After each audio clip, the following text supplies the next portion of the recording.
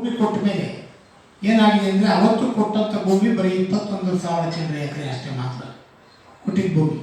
ಆದರೆ ಈಗ ಅದು ಎಲ್ಲಿಗೋಗಿದೆ ಅಂತಂದರೆ ಎಲ್ಲ ರಾಜಕೀಯ ಪಕ್ಷಗಳನ್ನು ಕೂಡ ಆಡಳಿತ ನಡೆಸಿದ ಸಂದರ್ಭದಲ್ಲಿ ಸುಮಾರು ಇವಾಗ 46,000 ಎಕರೆ ಜಮೀನ ಅವರಿಗೆ ಭೂಮಿ ಕೊಟ್ಟಿರ್ತಕ್ಕಂಥ ಪ್ರಕರಣ ನೋಡ್ತಾ ಇದ್ದೀವಿ. ಆದರೆ ಅವನು ಯಾವ ಉದ್ದೇಶದಿಂದ ಭೂಮಿ ತಗೊಂಡ, ಆ ಉದ್ದೇಶದಿಂದ ತಗೊಂಡಂಥ ಭೂಮಿ ಇವತ್ತು ಅದನ್ನು ಅಭಿವೃದ್ಧಿಗೋಸ್ಕರ ಯಾವ ಉದ್ದೇಶ ತಗೊಂಡಿದ್ನೋ ಆ ಉದ್ದೇಶಕ್ಕೋಸ್ಕರ ಅವನು ಬಳಸ್ಕೊಂತ ಇಲ್ಲ. ಅದನ್ನು ಬದಲಾಗಿ ರಿಯಲ್ ಎಸ್ಟೇಟ್ ದಂಧೆ ಮಾಡೋದ್ರ ಮುಖಾಂತರ ಇವತ್ತು ದೊಡ್ಡ ರೀತಿಯಲ್ಲಿ ಅದನ್ನೆಲ್ಲ ರಿಯಲ್ ಎಸ್ಟೇಟ್ ದಂಧೆಗೆ ಒಳಪಡಿಸಿ ದುಡ್ಡು ಮಾಡ್ತಕ್ಕಂಥ ಪ್ರಕರಣ ಸೃಷ್ಟಿಯಾಗಿದೆ. ಅದ್ರ ಭಾಗವಾಗಿ ಈಗಾಗಲೇ ನಮ್ಮ ಯಶವಂತ್ ಅವರು ಮಾತಾಡಿದಾಗ ಹೇಳಿದ್ರು, ಸುಪ್ರೀಂ ಕೋರ್ಟ್ ಆರ್ಡರು 2020 ಕೂಡ ಇದೆಲ್ಲ ಪೂರ್ತಿ ಅಕ್ರಮ, ಕಾಮಗಾರಿಗಳಲ್ಲೂ ಕೂಡ ಅಕ್ರಮ, ಸರ್ಕಾರದ ನಿರ್ದೇಶನದಂತೆ ಅವರು ಮಾಡಿಲ್ಲ, ಕಾಮಗಾರಿಗಳಲ್ಲೂ ಅಕ್ರಮ, ಭೂಮಿ ತಗೊಂಡಿರ್ತಕ್ಕಂಥದ್ದು ಅಕ್ರಮ ಅಂತೇಳಿ ಸುಪ್ರೀಂ ಕೋರ್ಟ್ 2020 ಆರ್ಡರ್ ಮಾಡಿದ್ರು ಕೂಡ ಸರ್ಕಾರ ಪರಿಶೀಲನೆ ಮಾಡಬೇಕು ಅಂತ ಆರ್ಡರ್ ಮಾಡಿದ್ರು ಕೂಡ ಅದು ಲೆಕ್ಕಕ್ಕೆ ತಗೊಂಡಿಲ್ಲ ಅವರು. ಅದ್ರ ಜೊತೆಯೊಳಗೆ ಇದು ಹಿಂದೆ ಇದ್ದಂಥ BJP ಸರ್ಕಾರ ಕಡೆಯ ದಿನದಲ್ಲಿ ಕ್ಯಾಬಿನೆಟ್ ಸಬ್ ಕಮಿಟಿ ಒಳಗೆ ಸುಪ್ರೀಂ ಕೋರ್ಟ್ಗೆ ಅರ್ಜಿ ಹಾಕಿ ರೈತರಿಗೆ ಭೂಮಿನೆಲ್ಲ ವಾಪಸ್ ಕೊಡಿಸಬೇಕು ಅಂತ ಒಂದು ರೆಸಲ್ಯೂಷನ್ ಮಾಡಬೇಕು, ಅದನ್ನು ಲೆಕ್ಕ ಪಡಿಕಂತ ಇಲ್ಲ. ಅದ್ರ ಜೊತೆಯೊಳಗೆ ಸದನ ಸಮಿತಿ ಅಂತ ಮಾಡಿದ್ರು ನಮ್ಮ ಜಯಚಂದ್ರ ಅವರ ನೇತೃತ್ವದಲ್ಲಿ. ಆ ಸದನ ಸಮಿತಿಯ ವರದಿ ಸುಮಾರು 600 ಎಕರೆಗಿಂತಲೂ ಜಾಸ್ತಿ ಭೂಮಿಯನ್ನು ಕಬಳಿಸಿದ್ದಾನೆ, ಅದನ್ನು ವಾಪಸ್ ತಗೋಬೇಕು ಮತ್ತು ಇವನ್ನ ಕ್ರಮ ತಗೋಬೇಕು ಅಂತ ಕೊಟ್ಟರು ಕೂಡ ಆಳುವ ಸರ್ಕಾರವು ಯಾರು ಕೂಡ ಅವ್ರ ಮೇಲೆ ಕ್ರಮ ತಗೊಳ್ಳಿಲ್ಲ.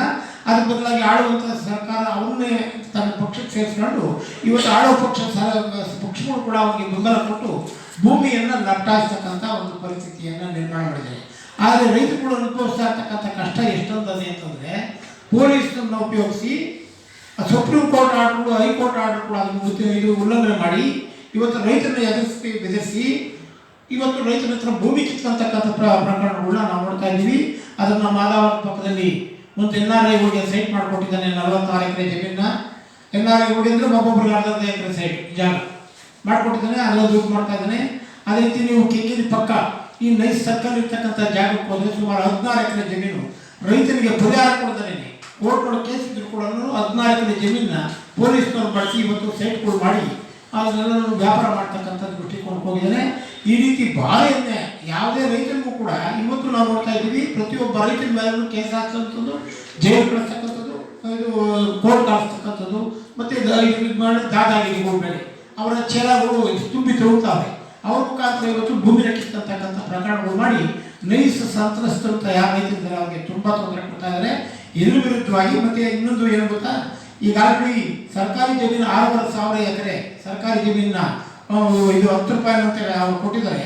ಆ ಭೂಮಿಯ ಜೊತೆಗೆ ಇನ್ನೂ ಒಂದು 6,500 ಎಕರೆ ಭೂಮಿಯನ್ನು ಮಂಜೂರು ಮಾಡಿಸ್ಕೊಂಡಿರ್ತಕ್ಕಂಥದ್ದು ಕೂಡ ಇವತ್ತು ಬೆಂಗಳೂರು ದಕ್ಷಿಣ ತಾಲೂಕಿನಲ್ಲಿ ನೋಡ್ತಾ ಇದ್ದೀವಿ. ಇದರ ಜೊತೆಯೊಳಗೆ ಬಗರ್ಕುಂ ಸಾಗುವಳಿ ಮೊದಲಿಂದಲೂ ನಾವು ಕರ್ನಾಟಕ ಪ್ರಾಂತ ಹೋರಾಟ ಮಾಡ್ತಾ ಇದ್ದೀವಿ. ಆ ಬಗರ್ಕುಂ ಸಾಗುವಳಿದಾರರು ಇವತ್ತು ಉಳಿದ ಚೀಟಿ ಕೊಡ್ತಾ ಇಲ್ಲ. ಅದ್ರ ಬದಲಾಗಿ ರಿಯಲ್ ಎಸ್ಟೇಟ್ ಮಾಫಿಯಾಗಳಿಗೆ ಒಂದೇ ಕುಟುಂಬದಲ್ಲಿ 30 ಎಕರೆ ಜಮೀನು ಕೊಟ್ಟಿರ್ತಕ್ಕಂಥ ಪ್ರಕರಣ, ಗಂಡ ಹೆಂಡತಿ ಮಕ್ಕಳು ಎಲ್ಲರಿಗೂ ಕೂಡ ಭೂಮಿ ಕೊಟ್ಟಿರ್ತಕ್ಕಂಥ ಪ್ರಕರಣ ನಾವು ನೋಡ್ತಾ ಇದ್ದೀವಿ. ಅರಣ್ಯ ಇಲಾಖೆ ಅಂತ ಇದ್ರೂ ಕೂಡ ಅವ್ರಿಗೆ ಸೈಟ್ ಕೊಡ್ತಕ್ಕಂಥ ಪ್ರಕರಣ ನೋಡ್ತಾ ಇದ್ವಿ. ಈ ರೀತಿ ದೌರ್ಜನ್ಯ ಇವತ್ತು ಆಳುವಂಥ ಸರ್ಕಾರನೂ ಕೂಡ ಮಾಡ್ತಾ ಇದೆ, ಹಿಂದೆ ಇದ್ದಂಥ ಸರ್ಕಾರನೂ ಕೂಡ ಮಾಡ್ತಾ ಇದೆ. ಬಡವರು ನಿವೇಶನ ಕೊಡಿ ಅಂತ ಅಂದ್ಬಿಟ್ಟು ನಾವು ಸೋಮಣ್ಣವ್ರ ಹತ್ರ ಒಂದು ನಿಯೋಗ ಹೋದ್ವಿ. ಅವ್ರು ಕೇಳಿದ್ರು ಎಲ್ಲಿದೆ ಜಮೀನು ಬೆಂಗಳೂರು ಸುತ್ತಮುತ್ತ ಅಂತ. ಇವ್ರಿಗೆ ರಿಯಲ್ ಎಸ್ಟೇಟ್ ಮಾಫಿಯಾಗಳಿಗೆ ಭೂಮಿ ಕೊಡಿಸಲಿಕ್ಕೆ 1000 ಎಕರೆ ಜಮೀನಿದೆ, ಬಡವರು ನಿವೇಶನ ಕೊಡೋಕ್ಕೆ ಇದಿಲ್ಲ. ಇವೆಲ್ಲರೂ ಉಪಯೋಗಿಸ್ಕೊಂಡು ನಾವು ನಾಳೆ 22ನೇ ತಾರೀಕು ಒಂದು ಸಮಾವೇಶವನ್ನು ಮಾಡ್ತಾ ಇದ್ದೀವಿ. ನಮ್ಮ ನಿವೃತ್ತ ವಿಶ್ರಾಂತ ಗೋಪಾಲ್ ಅವರು ಕೂಡ ಸುಪ್ರೀಂ ಕೋರ್ಟ್ ನ್ಯಾಯಾಧೀಶ ಅವರು ಕೂಡ ಬರ್ತಾರೆ. ಬಂದು ನಾವು ಮುಂದಿನ ಕಾರ್ಯಕ್ರಮಗಳೇನು ಅಂತ ಅಂದ್ಬಿಟ್ಟು ಆ ಒಂದು ಸಮಾವೇಶದಲ್ಲಿ ತೀರ್ಮಾನ ಮಾಡ್ತೀವಿ. ಒಂದಂತೂ ನಿಜ, ಯಾವುದೇ ಕಾರಣಕ್ಕೂ ನಾವು ಭೂಮಿನ ಬಿಡ್ತಾ ಇಲ್ಲ, ರೈತರುಗಳು ಬಿಡಲ್ಲ. ಯಾವುದೇ ಕಾರಣಕ್ಕೂ ಭೂಮಿನ ವಾಪಸ್ ಕೊಡಬೇಕು ಅಂತ ಸರ್ಕಾರಕ್ಕೂ ಕೂಡ ಒತ್ತಾಯ ಮಾಡ್ತೀವಿ. ನಾವು ಮತ್ತೆ ಎಲ್ಲ ಕೂಡ ರೆಡಿಯಾಗಿದ್ದೀವಿ.